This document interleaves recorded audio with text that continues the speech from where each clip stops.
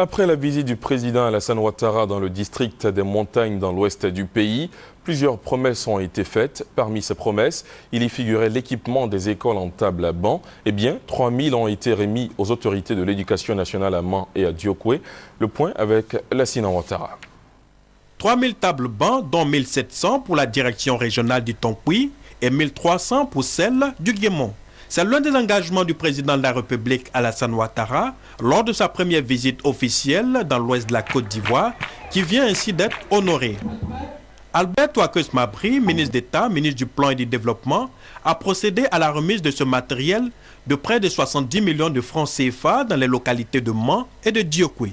Les acteurs du système éducatif ont salué cette action, véritable soulagement à la veille des examens de fin d'année. Des écoles primaires qui étaient sélectionnées dans des gros villages pour être des centres d'examen du CEP n'ont pu effectivement être centres d'examen parce qu'il n'y avait pas de tabac. Nous ne pouvons pas accepter cela pour des enfants. Pour faire le CEP, ils sont obligés de faire 30-40 km, ce n'est pas acceptable.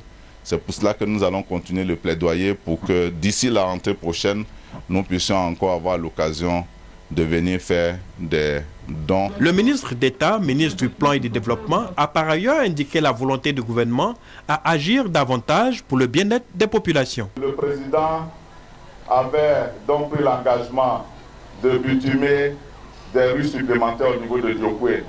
Je me charge de vous dire que cette promesse sera tenue et nous sommes en train de nous préparer pour que cela soit effectif.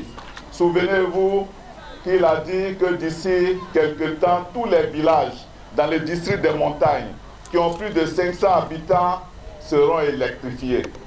C'est une promesse que le président va tenir. Tout en souhaitant de bons résultats scolaires, il a remercié le corps enseignant et les bénévoles pour leur engagement à donner une nouvelle vision à l'école ivoirienne.